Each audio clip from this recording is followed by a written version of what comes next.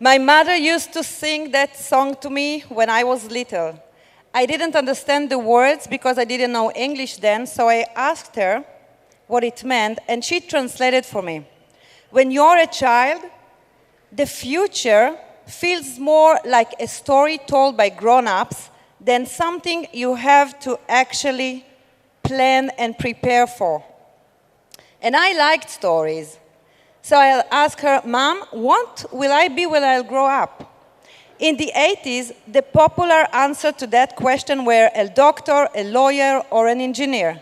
But every single time I asked, she looked me right in the face and told me, Keren, you can be whatever you want to be. When my daughters ask me that question, I answered the same way my mother did. But the words whatever you want don't mean what they did in the 80s anymore. The world is changing fast. And as I watch the science fiction of my childhood become my daughter's reality, I realize that whatever you want will be much more complicated for them than it was for me. Today, we bear witness to the emergence of new paradigms in the relationship between work, success, education, social standing, and employment potential. These changes are being facilitated by the rapid proliferation of automated labor, the ever-increasing consolidation of wealth, and the gradual but steady dissolution of job security. In the next 25 minutes, futurist David Passig and myself will explore these issues and several others through my journey as a mother to ensure my daughters and your pupils will develop the skills and tools they need to thrive in this brave new world. So please welcome with applause futurist Professor David Passig.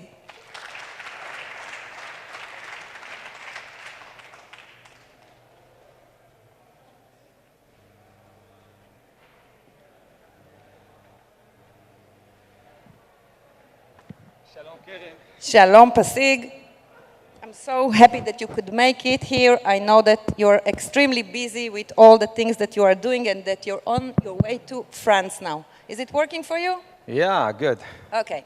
So, Doris Day thinks that future is not ours to see, and I'm wondering, can we predict the future? Wow. This is the $1 billion question. Well, the whole idea of futures thinking is that, or if you wish, the basic assumption of futures thinking is that there is logic, how systems are evolving. All of us are walking with that, notion that everything is chaotic, everything is, eclectic. Nobody knows what will happen 5 minutes from now. But actually, everything that will happen a century from now, the seeds are being, put at this very moment. So if you understand how seeds are evolving, then you are able to understand how trends are evolving and do some, let's say, logical extrapolations of how things will develop at the end. It's not 100%.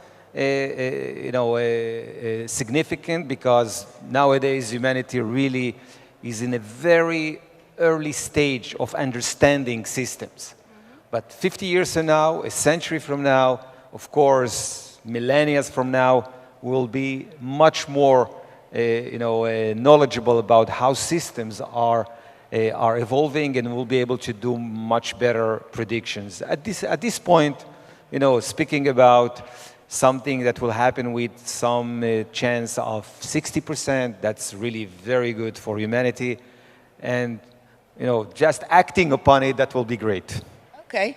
And we know that everything is moving so quickly, and we spoke earlier and in the last 2 days about exponential growth. And now I want to share with you something. My daughters, Maya and Shira, 9 years old and 10 years old, they study in Levran School. In the entrance, you can see a huge sign promising that every pupil is loved, essential, and capable. Now, I've been studying the future of work since 2012, and I started thinking that in the fourth industrial revolution, with the evolution of AI, machine learning, artificial intelligence, deep learning, and humanoid robots, maybe we are heading into a period of time where Homo sapiens is turning into a Homo useless. Maybe in the future of work, we don't really have a lot of work to do. So, that'd be great, isn't it? If we won't have to work.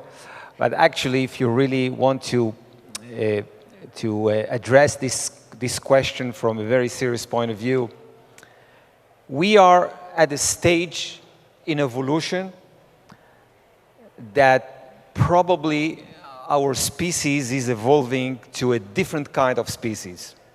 Okay, how did you call it? Homo useless. I don't like it. No? Okay? No. We are not useless. On the contrary, our kids are much better than us. Okay. Okay? Actually, some people call this new species Homo universalis. Okay? This is a very different kind of mindset that is evolving. If you wish, the difference between, we are in evolution, we are called Homo sapiens sapiens. Okay, we are a branch of Homo sapiens, probably evolved around 10,000 years ago. Okay, the Homo sapiens much earlier, about 100,000 years, 170,000 years. Now, what's the difference between Homo sapiens and Homo sapiens sapiens? There are a lot of theories, but one theory is very easy to demonstrate or explain. You know, there is a lot of scholars, there are a lot of people that are trying really to understand the nature, the difference between those two species. Now, I believe that if we will understand the difference of those two species, we'll be able to say the kind of species that is evolving in front of our eyes. Probably most of them are our kids, okay? And if I am to sum up different theories, I will sum up those theories in 3 letters. Those letters are 3 Ks, okay? The difference between Homo sapiens and Homo sapiens sapiens is that the Homo sapiens sapiens, when he knows that he knows, okay? When we know something, we know what we don't know about what we know, okay? That's the KKK. Okay. Now, that made humanity something unusual. Actually, the core of our sciences is exactly this formula of the way we are thinking. Now, so how do we know how do we know? Now, if how do we understand teach a skill that we cannot define at this stage? Exactly. So probably our kids are going to have another K in their psyche. Okay? So that other one will make their way of thinking totally different than the way we are thinking. It's the same thing with Homo sapiens and Homo sapiens sapiens. Okay, Homo sapiens was able to evolve so fast in a matter of only 10,000 years because that ability to measure the reliability of what we know. Okay, now if you add another K, and some scholars are saying that that K is actually the technological environment that we are developing. Take, for example, my iWatch. Okay, at this very moment, this iWatch is measuring a lot of things from my physical entity. Now, up to now, I was not aware how many steps I'm doing, what's my heartbeat, a lot of things nobody was aware of. The more I have a technology that is constantly giving me feedback, that's another layer of knowledge that we are going to bring into those 3 Ks I was speaking about. And we are speaking about a different way of thinking and a different way of a different kind of, if you wish, skills that those kids are going to have. At this stage in evolution, we are so far from our kids that we don't have any clue of the kind of skills they are going to develop because that, additional layer they are going to add to their psyche. So, as a mother and a teacher, there are a lot of educational people here. If we want to be more pragmatic, so what are the skills that we need to learn in order to thrive in this new world? And also, we talked earlier before the session about things that we need to know. About the core knowledge that we still need in the 21st century to have, the fundamentals. Okay. A lot of us are confusing about, we are in a very dark stage in the transition time to the next stage of evolution. If you wish, there is a nice analogy. We are at a very high speed, highway that is connecting 2 continents. We are coming from one continent towards a different continent on a speedy highway. Now, when you go out from one continent, you don't have any clue about the nature of the next continent. But we are moving very fast towards that continent. Now, in order to somehow understand or analyze what to expect, you have to dissect your thinking into different layers or dimensions. The first dimension is what we call, what is the landscape of the next continent?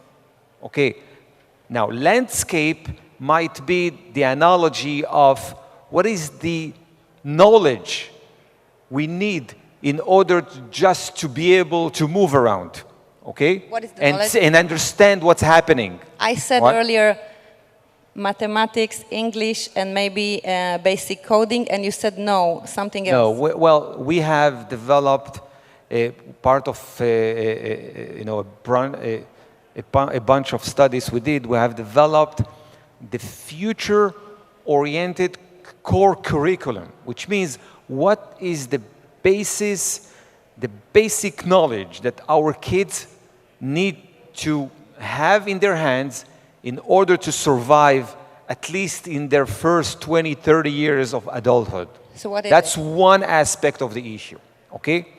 The other aspect of the issue is, if I'll be following the analogy, it's not the landscape, it's the minerals of that new continent in order to be able to develop things with those new minerals that you were not aware of them in your original continent. Those minerals are what we call the cognitive skills that our kids need to have in order to survive in that new continent. Mm-hmm. Now, we have developed also a future taxonomy of cognitive skills. Mm-hmm. Now, how do you do it? Because we have never been in that continent, and that's the hardest issue to figure out. If you are not in that continent, you're coming from one continent, you know that the next continent is totally different, but still you have to prepare yourself. So how do you do it? one way to do it in a very systematic way is to go to what we call the collective wisdom of a lot of people that are trying to figure out what is the next continent. The collective wisdom, each one of us really don't understand it. We are trying to figure out from a large database of scholars to see if there are some characteristics that really stand out from that literature that points to what might be those skills. And we came up with a taxonomy of future-oriented cognitive skills. So if you can send us a link later, I will ask Yaki to spread it to the audience, so maybe we can study your research. Talking about collective wisdom, my mother taught me to be self-sufficient, flexible, and open to new possibilities. 3 qualities which I believe will be crucial the years and decades that follow this technical revolution. But now, when we look at this slide, we see that within the next very few years, 50% of the jobs will disappear. McKinsey said 45%. In Israel, according to the Taub Center, 39%. And then I came up with a study by Andrew McAfee and Eric Brynjulfsson of MIT. They are both economists. And what I see here is tells me a big and very interesting story. So we can see here that the study shows how technology impact productivity. So what we see here is that from 48 to 2011, employees became so much efficient, yeah, and still we see that the salary were stagnating. Now, this is a serious issue because this study has stopped in 2011, and I wonder if we will run this study today, what will be the gap between productivity and compensation? So I'm asking myself, why is it so essential to understand that? Because whoever was raised in the 20th century, they taught us that if we work, we're getting salaries. And what we see now is as long as you become more efficient and productive, the salary is stagnating. And we all know that we're going to live much longer in the 21st century. Well, so I'm asking myself, do we really have to think about jobs? If it looks like that, like productivity, effectivity, efficiency, everything is going up and the salary is... So if there is no positive correlation between job and money, why don't we stop talking about jobs and talking only about creativity, just to do something that you want to do? Well, actually, I believe there is an illusion in the previous chart you've shown here. Because, of course, we are much more efficient, but we are not much more creative. Okay. So the more you're efficient, there is, a point that you cannot, give compensation to that efficiency. Mm-hmm. Creativity, on the other hand, something else. You can work very little and be very creative. Right. Okay? Efficiency, you have to work a lot in order to be efficient. What I'm saying is, if money is not an issue anymore, so why don't we just love to do why don't we? Marie Antoinette once said, if you don't have bread, so eat cakes. And I'm saying, if you don't have works, maybe just create things. And we're going to figure out on another day what happens with money, but for now, I think that we want to say, or maybe think about our pupils as people that maybe they won't have to work anymore. Maybe they will just do, I mean, all the Sophia from Hanson Robotics, they will do things, they will work for us. Maybe all we need to do is to decide how to divide money among everyone and do things that we like to do. So when I'm teaching people how to go into the future of work, I'm talking about, first of all, instead of thinking about job, maybe you should start thinking about who you are and come up with the profession around the things that you want to do. What is your opinion about that? Well, since time is over, I'll just say the next few words.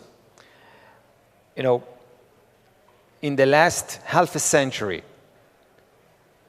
the IQ worldwide have been rising at a rate of something like 17 points, about 17%. So if you are 30, 40 years old and you have a newborn, automatically he's much smarter than you, about 20%. Now 20% is a lot in evolution, and it's happening. You have to... Still, now, if you think that the way they are going, those kids, when they will be, 30-year-old and 40-year-old, if you think you will be able now at this stage to understand the way they are going to be creative, not just creativity. Creativity itself is going to be changing. So let's just hope that our kids will be doing it very well.